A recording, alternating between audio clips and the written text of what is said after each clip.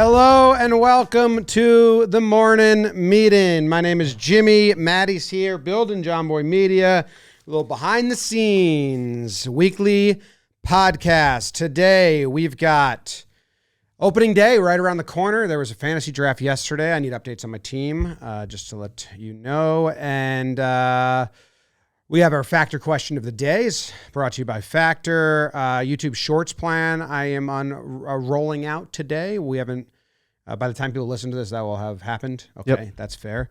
Game, yeah, YouTube Shorts game, YouTube Shorts plan. Otani's going crazy, and a new sponsor, and some questions from the chat. So if you're in the chat and you ask questions, thank you very much. Chat, comment section, same shit. Welcome back. Hi, Maddie. How are you? Good. How are you?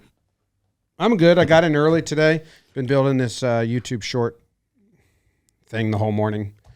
So it was nice. I didn't go get in early on Monday or Tuesday. I actually spent the morning with the kids and then took the train like a normal commuter. Yeah. And then today I was like, I got one day I'm going to get in early. Yeah, the YouTube Shorts planning is kind of the big behind the scenes aspect of the show today. But I wanted to rip off a few. Well, also, my sister had a baby. That is right. So I'm an uncle 4 times over. For those curious, it's not Courtney. That's how you say it. Not Courtney, our other sister, her first little girl. Now our family is 3 boys and 3 girls in that order. Yeah. Boy, girl. So And that's gonna be fun. What was the name that Courtney was saying in the meeting? I don't know if my sister wants me to say the name yet. So right to everyone. Right.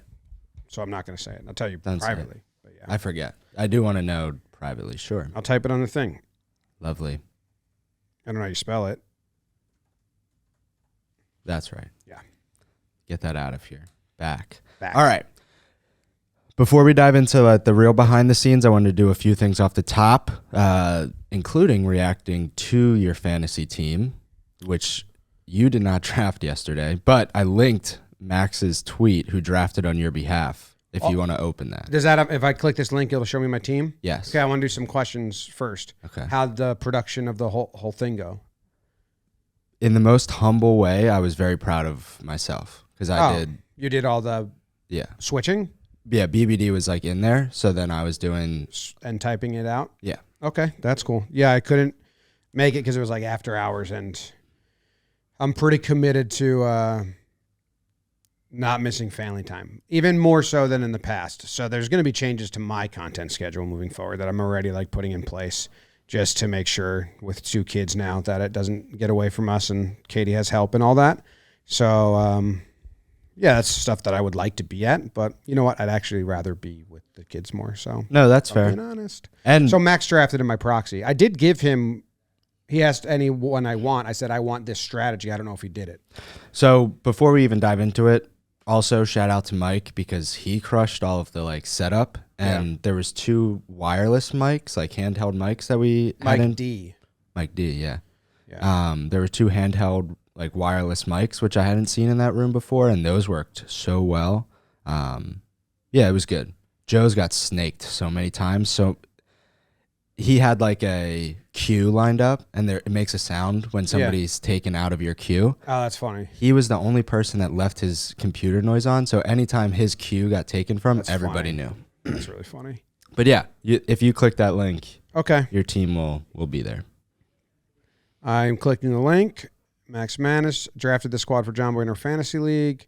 Okay, so we have Wilson Contreras catching, Goldie at first, Nico Horner at second, Steer at third, Seager at short. I like that. Jordan, I like that. Schwarber. Okay, we got some pop. Mullins, utility. I mean, we got some pop there. Wow. Page. Strider, strikeouts. That's a huge one. That's your first round pick. Wow. Spencer Strider. 6th pick overall? Yes. And I'm guessing strikeouts are a category? Yeah. Okay. Well, that's a pretty good rotation.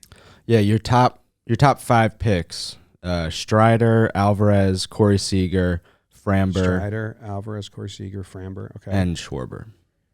Okay. Wow. Not sure about Miller.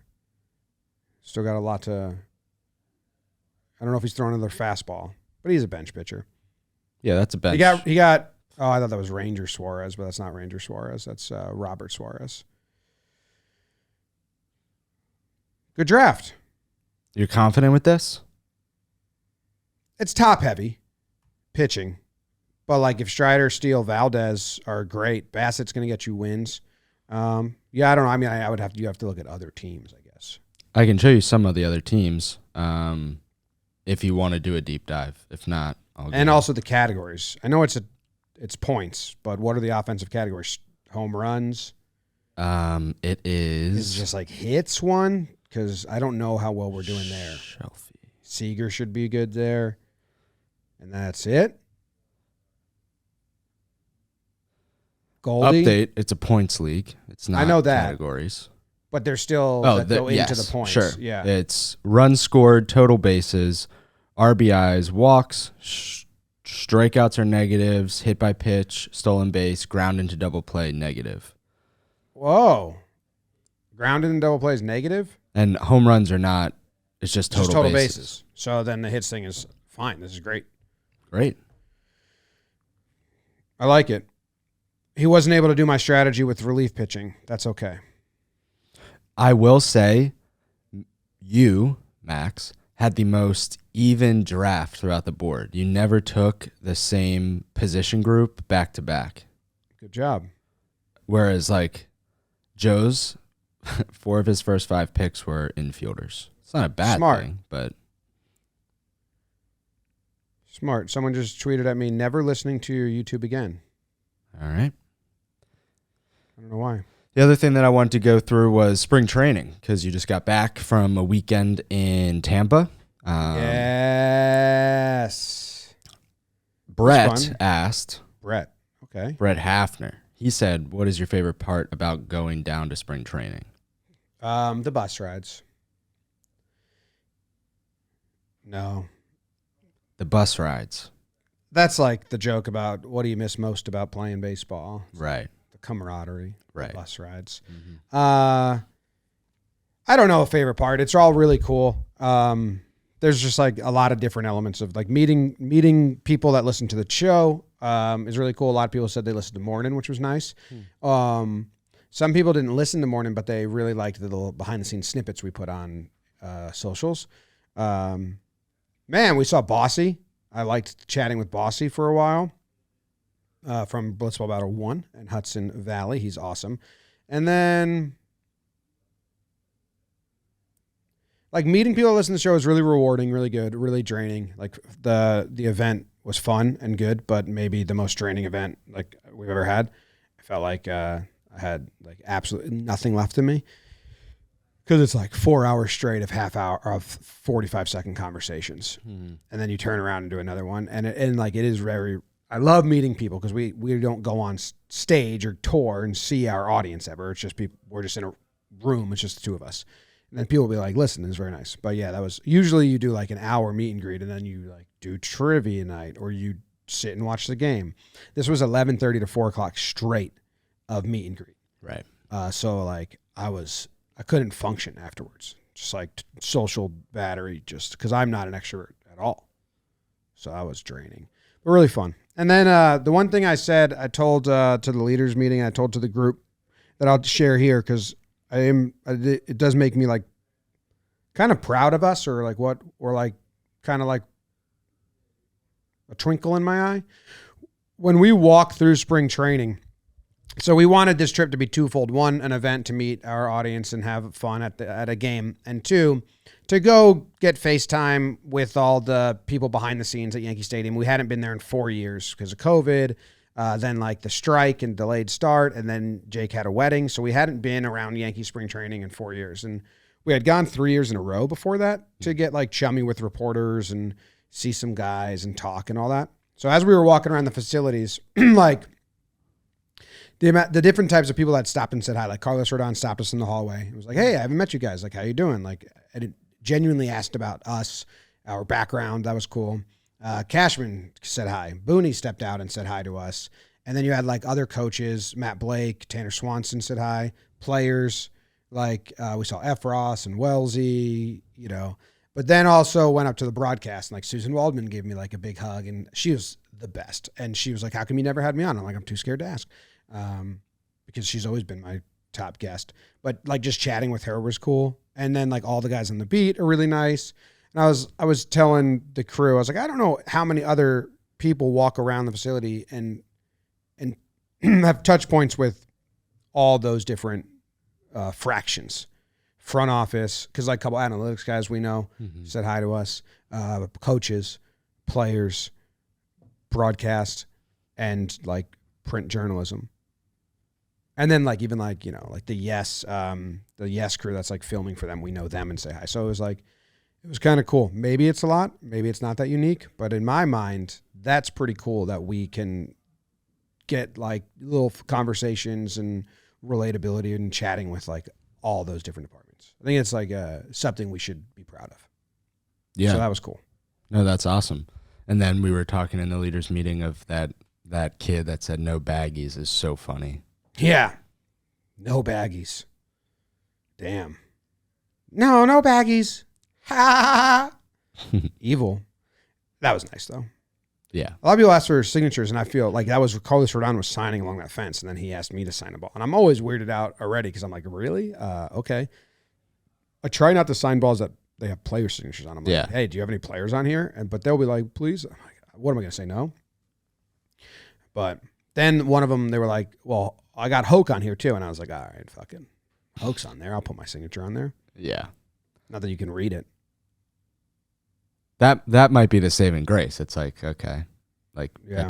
who cares? Well, Jake does his signature as a paw print, and I do my signature, and it's just my fucking legal signature. Yeah. Just Jimmy O'Brien in scribble. Mm. So I like put like in small print Jomboy underneath like the line at the end. So if they ever look back, they can try to figure it out. Yeah. That makes sense. And Jake draws a paw print. Yeah. It's really funny. All right. Let's remind all the people that this entire thing is brought to you by Factor. We should have brought Factor with us on the trip, although not to give another company some love during an ad read.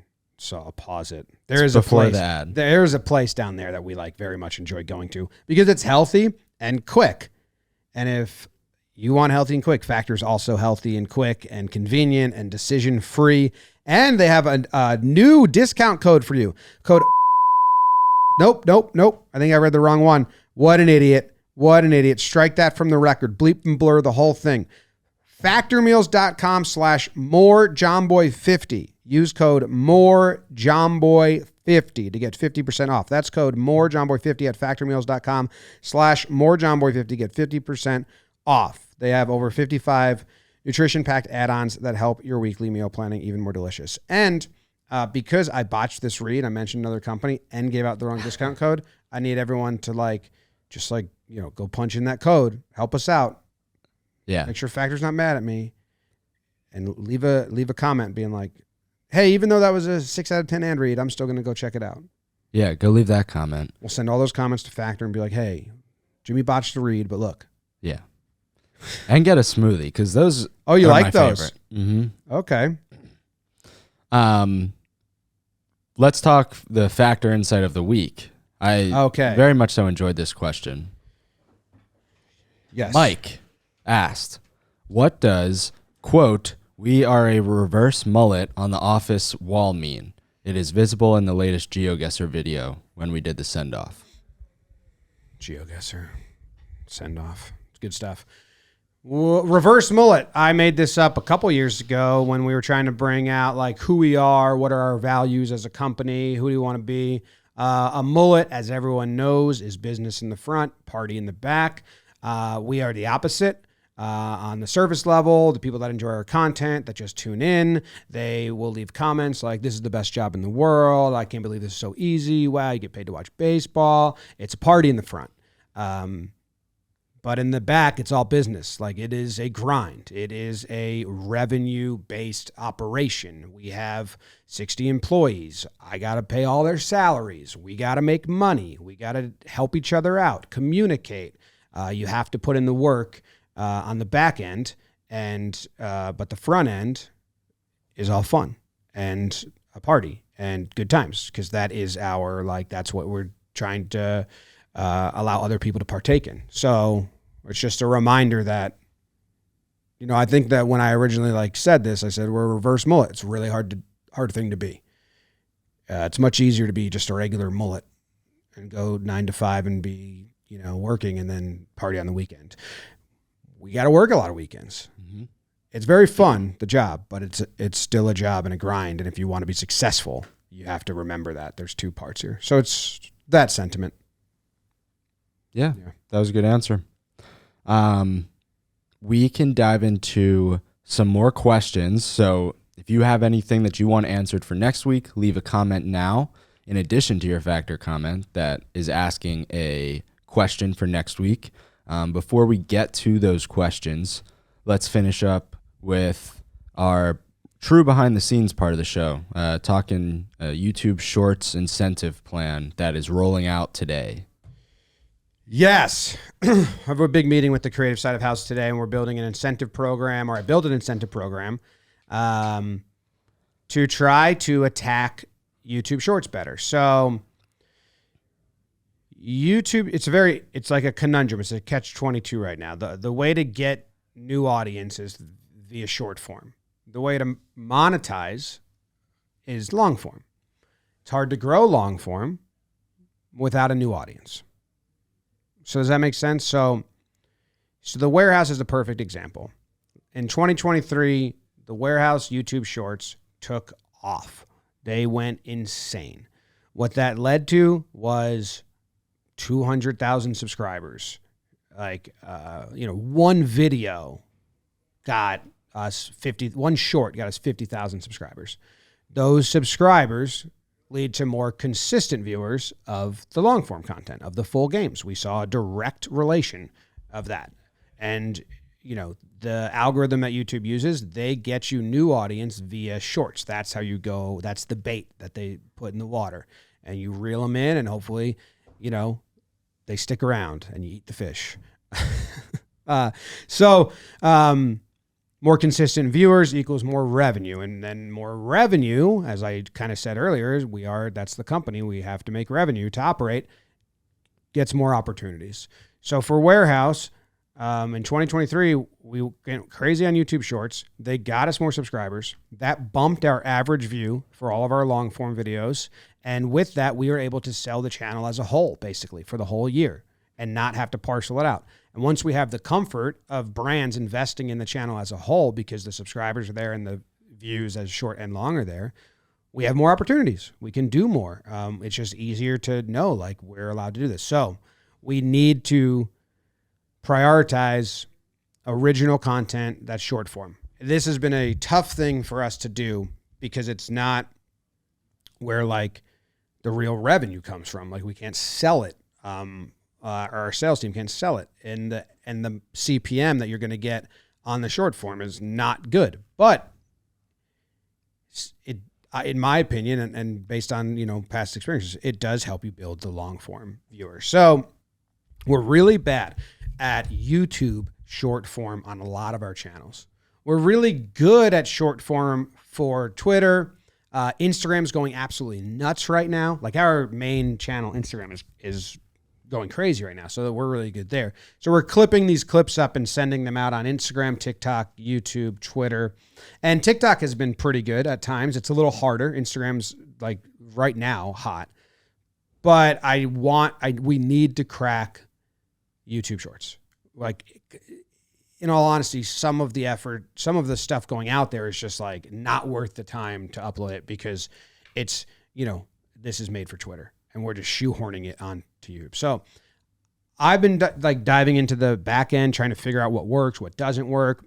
I've had some success on the main channel and, like, with the breakdowns I've been doing recently, but I want it to be a full company team effort to learn and throw a ton of shit at the wall and see what sticks, and get the creative from all of our people to do their own ideas and then see what sticks, and then, like, be talking to each other. Hey, this worked. Hey, this didn't work. Hey, I want to try a video like that. I want to try that. I got this idea. So we're creating a plan where, you know, you'll get There's tiers of like you get like 100% of the AdSense if you the first time you hit this tier, and then it's layered. Then you get 50% after that, all the way up.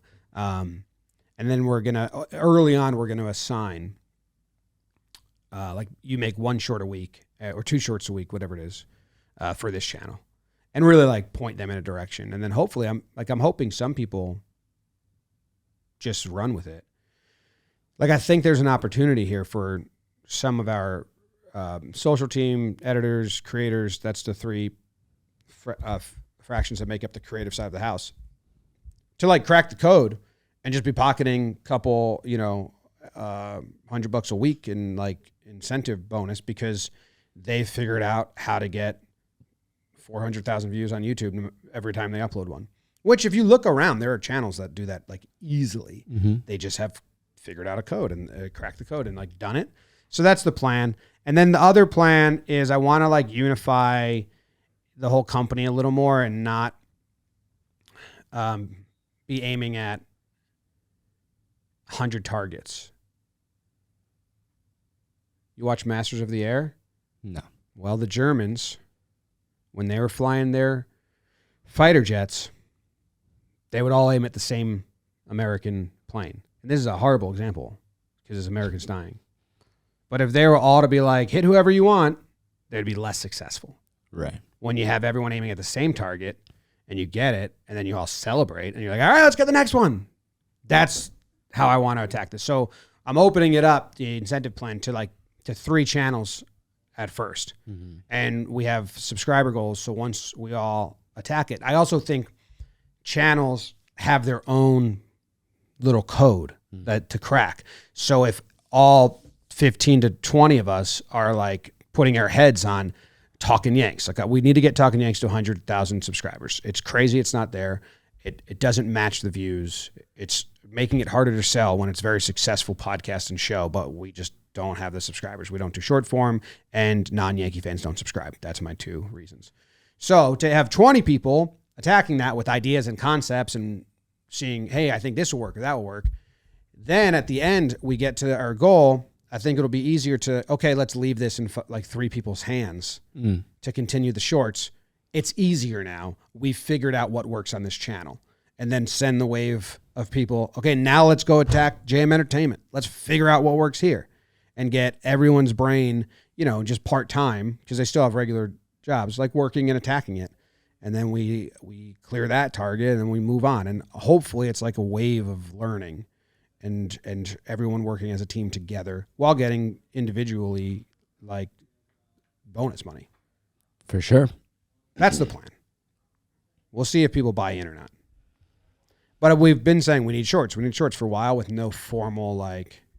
Yeah. And this is the first time I'm like, all right, we really got to do this. Yep. I think one thing that could really help is if we, and you've said this in the past, of like that first 5 seconds is uber important to the success of the short, because people will just scroll away so fast if they have no interest in it. Yeah. I think, and this is just the most recent example, like when we're going around the office asking somebody a question, I think that person that's hosting it should, the start of their short is answering the question within the first second. So Jolly did like, what's the biggest rivalry in baseball for this upcoming season? I think rather than saying, I'm going to go around the office and ask people. Or that text needs to be on the screen right away. And I think it was, but I'm saying let's just get to the point.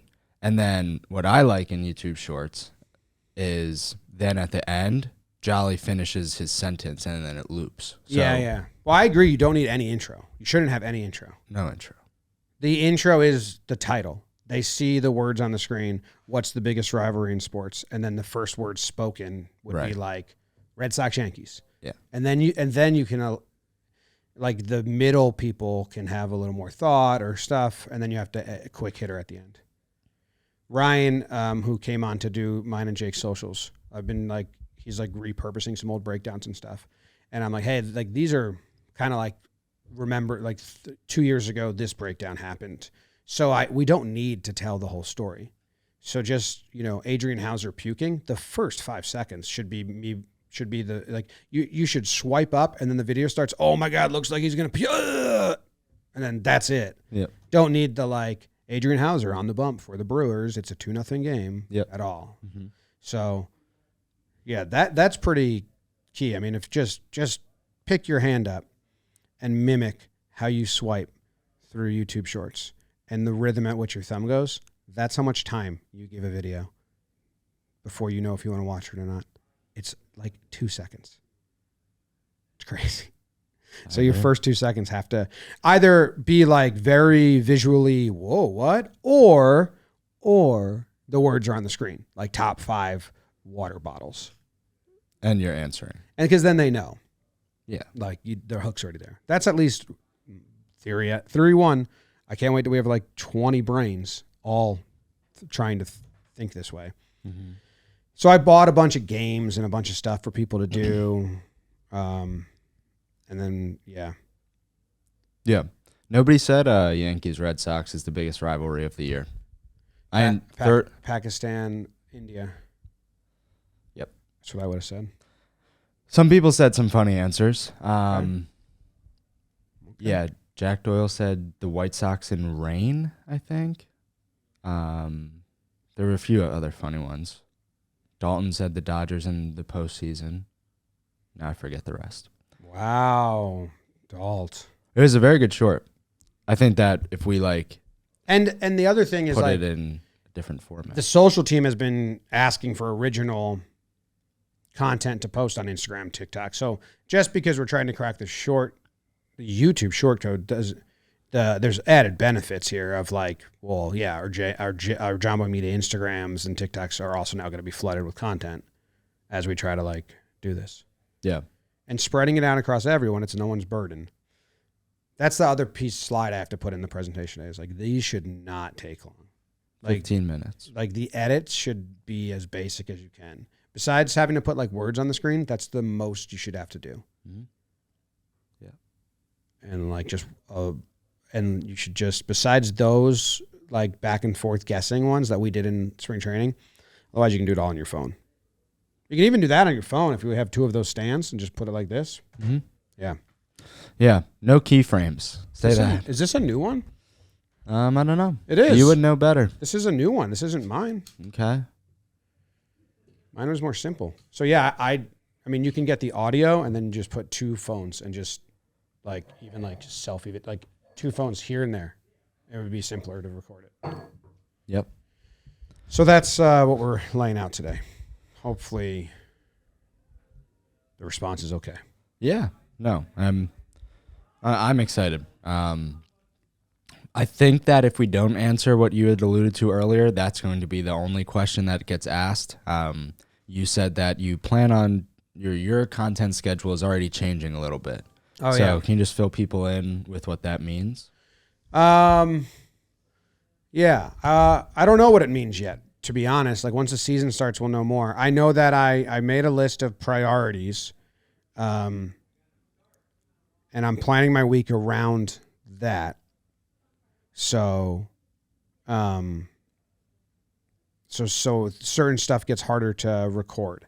But the number one priority is that every day that I'm in town, like not on a road trip or a crazy warehouse shoot, like normal weekday, I do dinner and bedtime at home with the kids or morning through nap time and give Katie that half day to go do whatever she wants, sleep, get her nails done, shop, go outside, whatever, so then that was priority 1. Priority 2 is talking Yanks because that's a 2-man show, just me and Jake. And I wanted to be in studio more on weekdays for like the weekday record. I'll be at home on Sundays. But so like say it's the midweek series recap is on a Wednesday, which all April's on a Wednesday. So I'm going to be in office late past dinner because we have to record after the game. So usually I get home at like 7:30, 8 o'clock then. Claire's already asleep. Dinner's already done. And that means that Wednesday I'm going to do home until 12:30 nap time at home and then come to the office and do stuff and do Talking Yanks at the office. But our schedule is so jam-packed that me staying home on a Wednesday and not getting into the office until 1:30 or 2, and then the Yankees game's on at 1, so we're watching it. That's 3 or 4 shows I'll have to miss. Or we have to rearrange. Right now, Wednesdays are morning, talking baseball, and then watching Guts.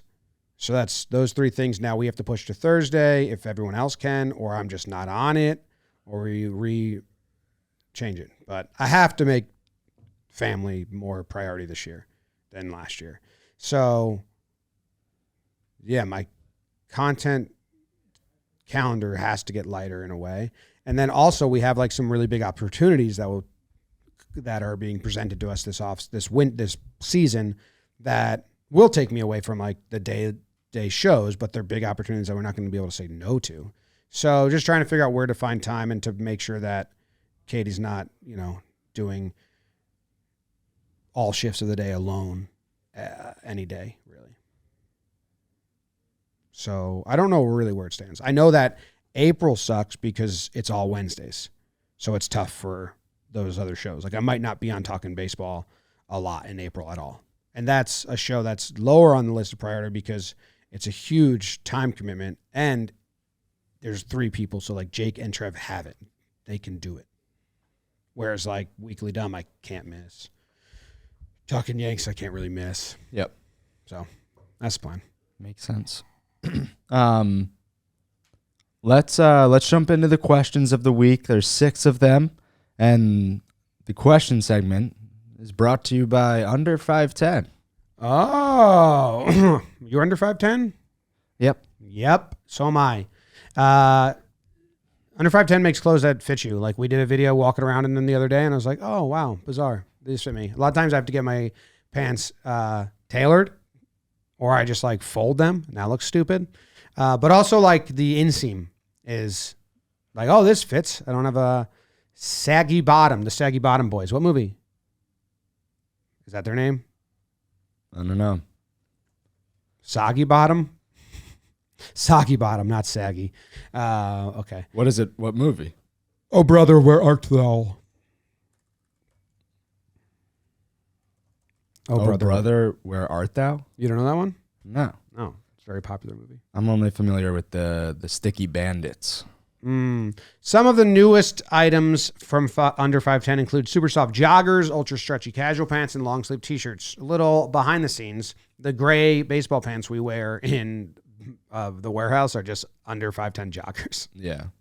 And even the taller dudes like them because they just go high socks, but they fit nice. So you can try all of this out by using code opening day at under510.com/Jomboy. If you're not under 5'10", you know someone that is. So spread the good word. Pass them a little card that says you're shorter than me. Here you go. Under510.com/Jomboy. Use code opening day to get $10 off your order. Your order. Any order. Any order. Yeah. Any order. All right, questions. And get free shipping on orders over $150 and free returns. Nice. Heck yeah. All right, questions. I guess it's because you reacted to the Rourke homer, but there was a number of warehouse-related questions. Also, BB4 ended within the past week, so that could be that. But warehouse rule changes. Some people were giving up some ideas, and I think that this is quick. Just hit on your instant thoughts, and we can move on. But Tommy asked, should the ledge of the wall be not in play because it seems that catch is just way too easy? They're talking about the gray wall when it like bounces off the actual wall down onto that ledge, and then it just is sitting there. No. It's warehouse. It's warehouse ball. Sometimes people want to make like, that's not baseball. It's like, yeah. Like Drew getting so upset there is awesome. That's exactly what the whole dynamic is. Guys playing a game that shouldn't be taken seriously, taking it very seriously.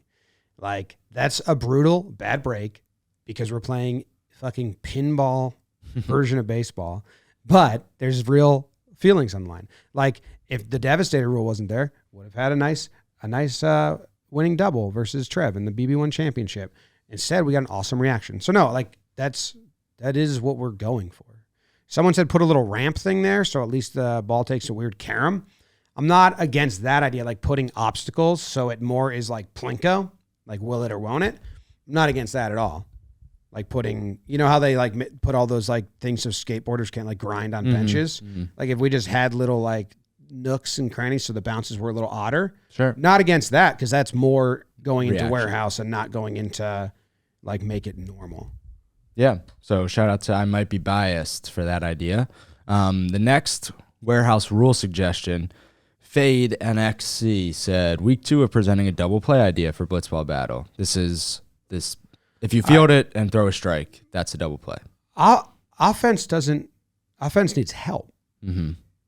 Besides, we got ice. No team like hit this tournament, so I don't think we're in need of that. And then and like I've answered this a ton, so I just feel like I'm repeating myself, but I know people aren't hearing or seeing me answer it everywhere.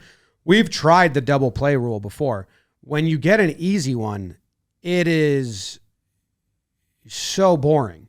Like if I get a ground ball, like I got 2 ground balls back to me against the Woogas in that game. They had runners on base, and I just throw it at the strike zone from the pitcher's mound again, and now the inning's over. You would think there's drama. There's drama if it's a crazy play. But, like, that's not entertaining. We practiced that, and we're like, this stinks. I didn't do anything special. So, and also, yeah, we don't really need help with the batter. Making it harder to score runs. I agree. I think that more offense needs help than the opposite. And then the last suggestion comes from PTDW. I think the key to solving the problem of too many walks from the secondary pitchers is to incentivize the offense to be aggressive. One way to do this would be to have a rule that if a pitcher gets 3 cumulative strikes looking across any at-bats, they no longer have to pitch that game. It would force hitters to be aggressive in all counts. I kind of like that.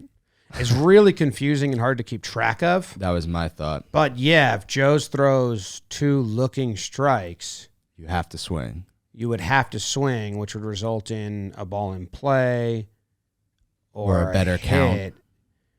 I might even do back-to-back, though. 2.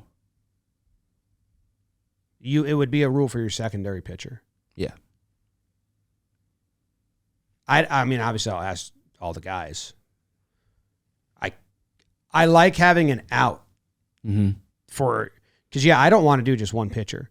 But so we made the ground ball rule, like if you make this play, right, you can get out. But it would be cool to be like, if at any point the second pitcher just throws back-to-back strikes, looking, he's done. Because that would make all of like Joe's, Dalt, me at times, Marshall, but he was brand new. Just like if there's no one on base and the worst you're going to give up a solo home run, you'd just be like lobbing strikes.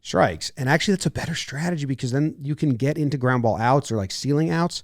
All right, that's like, this is why I have a love-hate relationship with all, like how many people present new rules, because we do put a ton of effort into testing rules and like workshopping them and thinking about them all the time.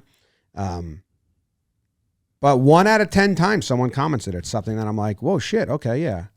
Maybe not 1 out of 10. I should give him more credit than that. We kind of hit at a 50% clip in our combo here.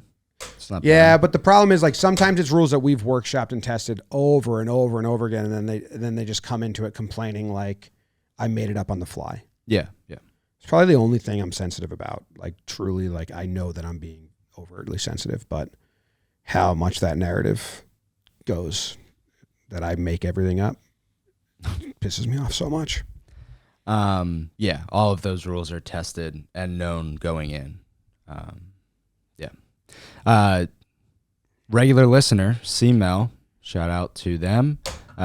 They just asked if there's any update on future fan-attended events for the warehouse in 2024. It's very interesting because at the top of the show, I talked about how draining meet and greets are. And the shoot days in the warehouse are already very draining. And if we combined it to had fans come in and then felt like we had to give them, naturally we're going to feel like we have to give you that energy, meet and greet, talk, chat, and all that. But it's very draining. On the other hand, the warehouse is a shitty kind of dump of a place, and they're 10-day shoots where everyone's working. So you would be kind of in the way of people working. So that's the downside why we don't do it. I think we're even talking more so Blitzball Blitz type events. Well, they said in the warehouse. I added that. They said any update on future fan attended events. We might be doing one, but I haven't heard about that. It wouldn't be filmed anywhere. It would just live and die in the warehouse and be more for the crowd.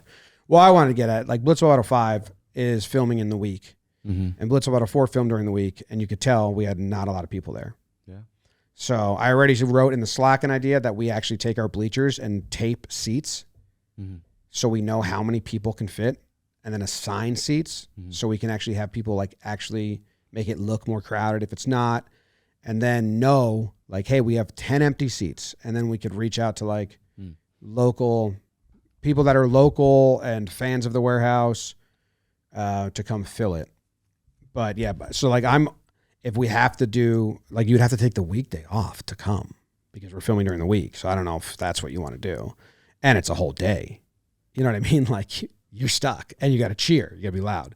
So there's a lot of elements we're people going to want to do this. I know people will say they want to do it, but will you really be able to and want to? But we need more people in the crowd. Yeah. Blitzball Battle 3 had a ton of people. You could tell. Championship game for Blitzball 3 was fucking electric. Oh yeah. Don't have to tell me twice. Yeah. Let me know about number 3. I'm going to read out number 5 in the meantime. Boombayada asked Jimmy more music question. I know you know about Nebraska, but have you ever given Red-Headed Stranger by Willie Nelson a proper listen? It's stark and dark and sparse and has amazing words. It's the Nashville, Nebraska, in my humble opinion. I have not. I will. I've never heard of that. I know I haven't done Willie Nelson's deep dive into his songs at all, really. So I appreciate it. I'll go check it out. And then the second half of that question is, do you pay attention to who produces and records things, or are you fully about the players? Oh, I only know some producers, but I only know about them when I see their name. I couldn't rattle them off right now. There's the guy that went around. I usually don't when an album comes out produced by a big producer. Who's the dude with the big white beard that did Beastie Boys, and he's huge in the music. Music producer, beard, Beastie Boys, Rick Rubin. I didn't even need it. I got it before. He did a Avett Brothers album. It's easily their worst album. It's just way overproduced.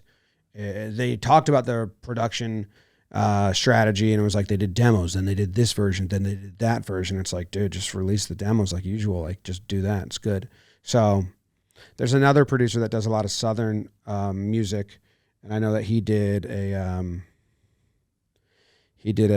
Childers album, and it was the same thing. It was overproduced. So a lot of times when they get into the big producers' hands, I'm just eh. Right. I don't like it. I like very simple tracks, like Nebraska, and that's what I was talking about. Who's the producer I'm talking about? He's very big. Is it Country Squire? Is that?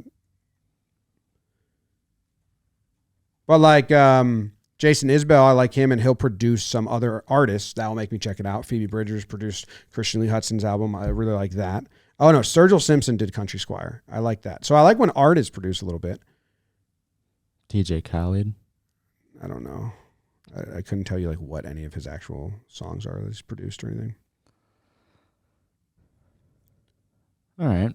Well, in the music vein, sorry, Landon, we've missed your Goof and Gaff for 2 weeks, I think. So this is jumping back a bit, but Landon, Goof, and Gaff, if you could be extremely good at one musical instrument, what would it be and why? Guitar. Why? Because not many people dislike the guitar. Campfire, play it around. You're talking acoustic? Yeah. Your sister is adamantly against acoustic guitars. No, she's against all guitars. She doesn't like music with guitars. She just doesn't like music. Because all music kind of has guitars, you know? Kind of one of those things. Mine's the timpani. Harmonica, that would be kind of cool. Timpani is logistically unfeasible, but that's what I used to play in band, so I like that the most. David Cobb is the guy that did a lot of Isabel's stuff. I feel like he's done other ones. Okay.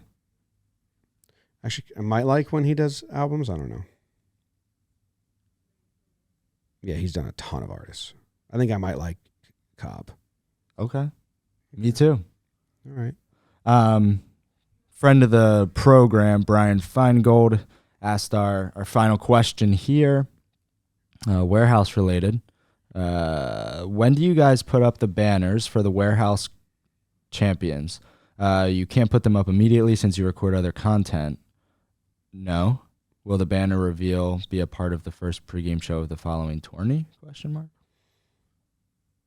Yeah. All right. So we recorded Blitzball Battle for November. Yep. We didn't hang the banner for the championship team right away because we recorded Captain's League Ball and Play, which came out beforehand. And then we recorded Captain's League Slap Ball, which comes out afterwards, but we film shit, just film around. Mm-hmm. There's a chance someone spoils it. Usually we won't hang it until the winner is public. I did it differently this year, and Sam was like, "Are you sure?" And I was like, "I think so, yeah." Because now that the whole thing is one warehouse cup, mm-hmm. McFlurry Power won, spoiler, Blitzball Battle 4, the next warehouse event, Ball and Play, we filmed that. I was like, we need the banner to be up because it's a storyline where we'll film the banner. Yep. And Rose is like, look at that. They're chasing another one. So we did hang it because it needed to be part of that show. We just then told everyone, hey, this is really no spoilers right now. Yeah. It goes up 2 weeks before we film the next big warehouse cup tournament. Yeah. And we got to put all the other banners up soon. Yep. Because I feel bad they're not up, but they're going to hang, but not in that area. That would always be the most recent 4. But you win a banner, it should be up. So yeah. I'm starting to feel, we own our own lift right now. I'm starting to feel bad how many times Trev's come and not seen his banners. Sure. It's a confidence boost. Yeah. We Got Ice made 2 videos that went out with the McFlurry banner up, and Jack just keyframed it very close to where the banner starts, and they were never in the shop. Burch Smith used his upward mobility clause to opt out with the Rays and is joining the Marlins on a major league contract. Wow. Burch Smith update. Okay. Damn. Well, that might be the app. Thanks for tuning in, guys. See you later. Subscribe.